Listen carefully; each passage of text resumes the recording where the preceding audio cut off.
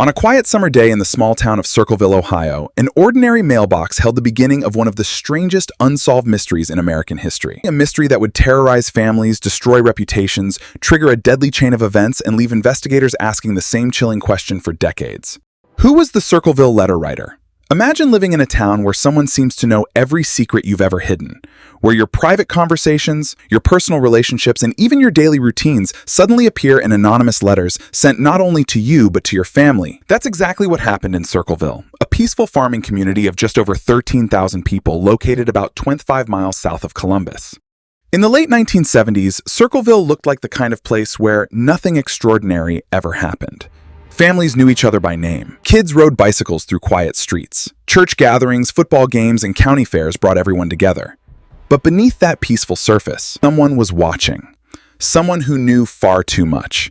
And someone had decided it was time to expose everyone's secrets. It all began in 1976 when a school bus driver named Mary Gillespie opened her mailbox and found an unsigned letter. The letter contained anonymous personal accusations and demands that quickly escalated tensions, marking the beginning of a case that would attract widespread attention, the relationship immediately, or face public humiliation. What made the letter truly terrifying wasn't just the accusation, it was the amount of personal information it contained. The writer seemed to know details that only someone very close to Mary could have known. The letter ended without a signature. "I will continue to watch. I will not stop until justice has been served." She insisted the accusations were false, or at the very least, nobody else's business. Instead of reporting the letter to authorities, she hid it, hoping it would simply stop. But it didn't. Weeks later, another anonymous letter arrived. Then another. Soon the letters weren't just going to Mary. Gordon Massey began receiving them as well. So did their spouses. Other members of the community started finding anonymous envelopes in their mailboxes. The letters all shared striking similarities. They were written in block capital letters, carefully printed to disguise handwriting. They contained no fingerprints. They had no return address. The grammar remained oddly consistent. Most disturbing of all, the writer appeared to possess intimate knowledge about the lives of the recipients. It felt less like random harassment and more like surveillance. Every letter increased the fear gripping Circleville. People began wondering if they were being watched every time they left home. Who could know so much? Was it a neighbor, a coworker, a friend sitting beside them at church? As months passed, the anonymous campaign intensified. The writer became more aggressive, threatening to reveal secrets unless people obeyed specific demands. Mary Gillespie eventually confided in her husband, Ron Gillespie. Furious over the harassment, Ron wanted to confront whoever was responsible. Together, the couple decided to ignore the letters, believing the writer would eventually lose interest. Instead, the opposite happened. The letters became crueler, more personal, and more frequent. One chilling message claimed the writer had been observing Mary for years. Another suggested they knew exactly where she parked her car every day. Some envelopes contained maps. Others contained bizarre sketches or references that only someone familiar with the community could understand. Yet despite the obvious obsession, nobody could identify the sender. Local police examined the letters but found little physical evidence. The case stalled almost immediately. Then something happened that transformed the strange letter campaign into a deadly mystery. In August 1977, Ron Gillespie received a phone call. According to family members, the caller enraged him. Ron grabbed his handgun, left the house in his pickup truck, and told his family he was going to confront the person responsible for the letters once and for all. He drove away into the darkness. Minutes later, disaster struck. Ron's truck crashed into a tree on a lonely stretch of road. He was killed instantly. Authorities initially ruled the crash an accident. Alcohol was reportedly found in his system, leading investigators to believe he'd simply lost control of the vehicle. But those closest to Ron weren't convinced. Hidden inside his truck was his loaded handgun. It had apparently never been fired. Even stranger, family members insisted Ron had rarely Why would he suddenly drive recklessly after receiving an angry phone call? More importantly, who had called him? The timing seemed too perfect to ignore. Yet police found no evidence linking the mysterious letters to Ron's death.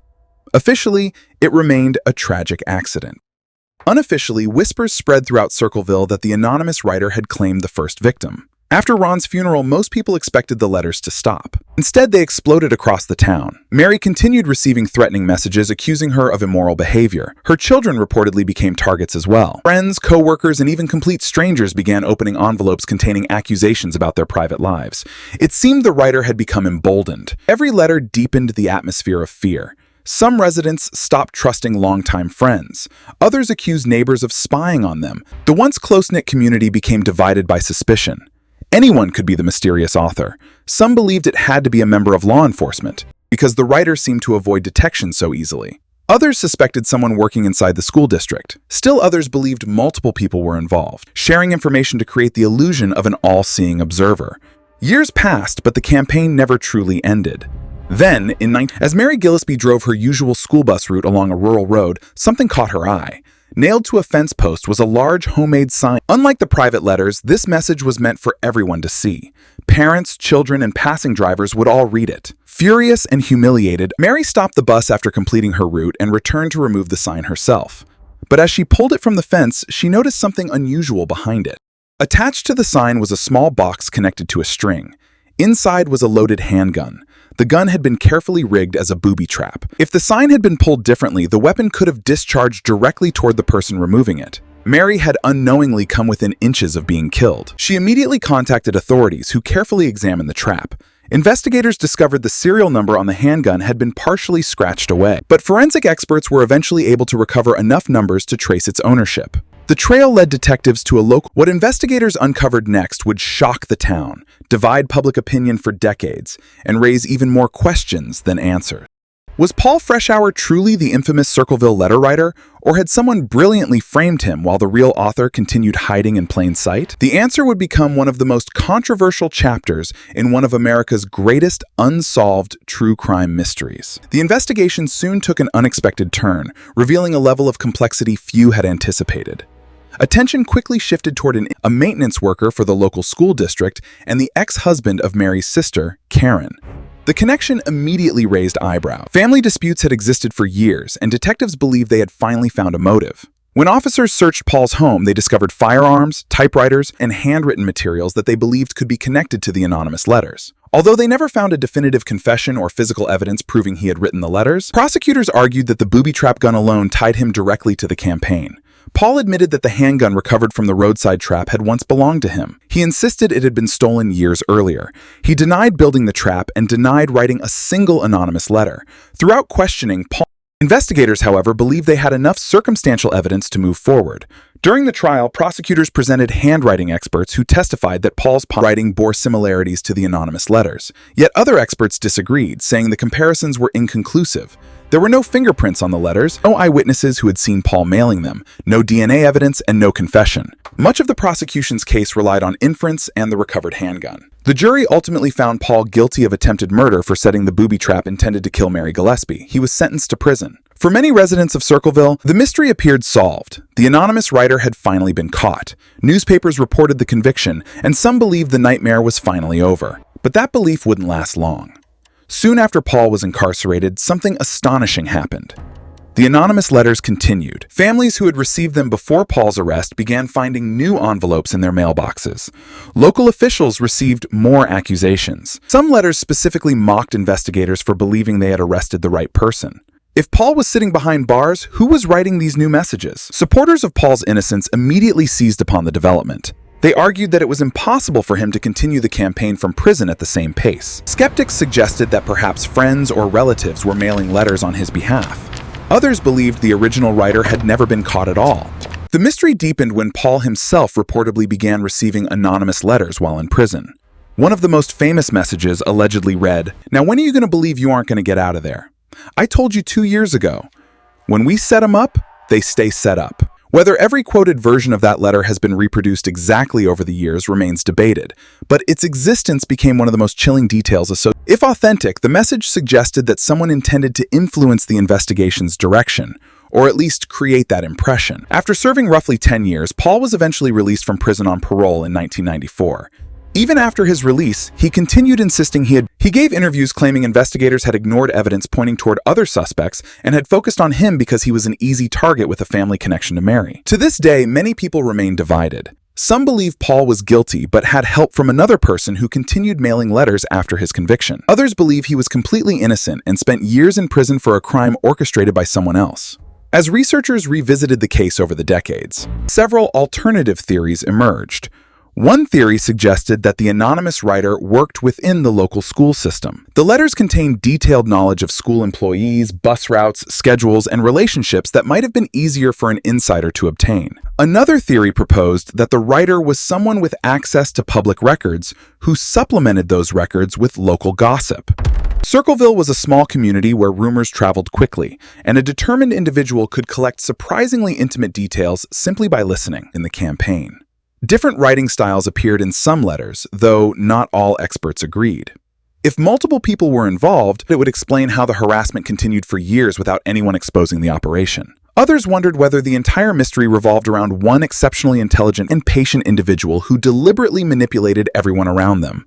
The psychological profile of the writer fascinated criminal behavior experts. Rather than seeking money, revenge against a single victim, or public recognition, the letter writer seemed driven by control. Every anonymous message created fear, suspicion, and conflict. Entire families turned against one another. Friends questioned lifelong relationships. The writer appeared to enjoy watching trust collapse inside the community. That pattern resembled what behavioral experts, yet no profile could identify a name. Over the years, thousands of letters were reportedly mailed. Some estimates suggest the number exceeded 1,000. Although the exact total remains uncertain, many people simply destroyed the letters out of embarrassment or fear. Others refused to speak publicly, worried that doing so would only encourage the writer. As a result, investigators may never have possessed the complete picture. Even the evidence itself remains controversial. Original letters were analyzed by multiple handwriting experts, but handwriting comparison has the lack of fingerprints and biological evidence meant that modern forensic techniques such as DNA testing offered little assistance. Much of the original investigation occurred before advances that today's investigators routinely use.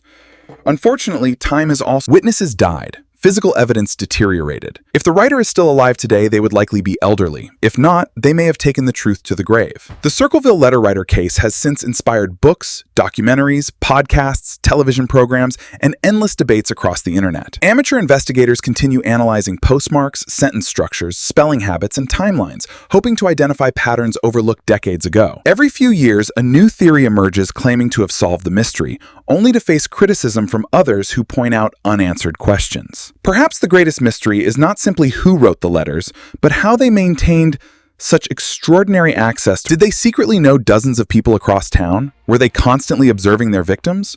Or were they simply an expert manipulator who understood how to transform ordinary gossip into terrifying psychological warfare? The truth remains hidden somewhere between documented facts and decades of speculation. Anonymous letters terrorized a small Ohio town for years. A husband died after receiving a mysterious phone call. A school bus driver narrowly escaped a deadly booby trap. An innocent, or guilty, man spent years behind bars while letters reportedly continued to circulate. The identity of the person responsible for the entire campaign. The Circleville Letter Writer remains one of America's most enduring unsolved mysteries, because every apparent answer creates two new questions. If Paul Freshour was guilty, who continued sending letters after his conviction? If he was innocent, who framed him so effectively, why did the writer target specific individuals while ignoring others? And what ultimate goal justified nearly 2 decades of anonymous harassment? More than 40 years later, the roads surrounding Circleville look much the same as they did in the 1970s. Mailboxes still stand beside quiet country roads. School buses still travel the same routes. Neighbors still wave to one another. Yet beneath that peaceful appearance lingers the memory of an unseen observer. Even years later, many wondered whether somewhere among forgotten records and long-abandoned boxes, a missing piece of the story was still waiting to be found. There may still be letters never shown to investigators, letters containing clues that could finally reveal the identity of the person who hid behind anonymous envelopes, and turned an ordinary American town into the setting of one of the most unsettling true crime mysteries ever recorded. Until that evidence comes to light, if it ever does, the Circleville Letter Writer will remain exactly what they always wanted to be: unseen, unknown, and unforgettable.